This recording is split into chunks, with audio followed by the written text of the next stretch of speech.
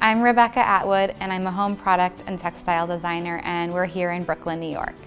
I was always interested in painting and design and making things with my hands and making a mess. When I was a little girl, I made a dollhouse with my grandfather, and I saved up my allowance money to buy like the flooring to put in and the rugs.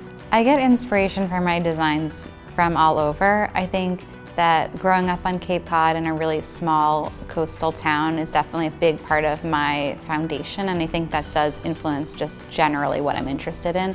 It could be something I saw walking down the sidewalk and maybe didn't even really take note of, but it was something that I saw and I was interested in. I had been working for a lot of different companies and I needed a change. I was sort of just looking for more, and I wanted to make a product that I really believed in, and I also wanted to get to control how and where it was being made, which is a tall order. I made 60 pillows in the beginning. Most of them are one of a kind, or I think at most I made 10 of something.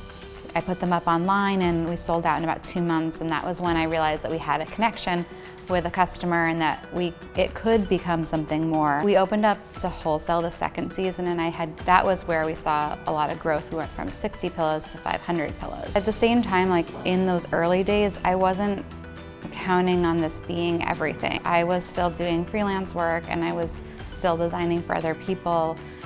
I marbled these with this technique called suminagashi. It's a Japanese marbling technique and it means floating ink. I can show you one of the pillowcases. So you can see how that translated.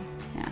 Our coverlets are really soft and cozy, and they wash really well. They're slightly rumpled, and I think you should be able to make your bed and just kind of like pull up the covers and have it look nice and not have to make it perfectly. And sometimes I make things that I don't like. I think that's important to mention.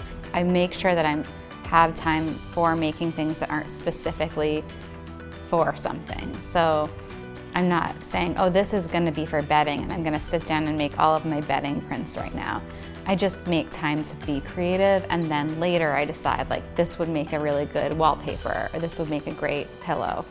The hardest part is deciding that you can do it and figuring out what that looks like for you. You're always learning, and you have to be that kind of person that wants to keep learning if you're gonna have your own company. Read as much as you can, learn as much as you can, and kind of figure out where your knowledge gaps are and what you need to learn more on, and then taking the leap.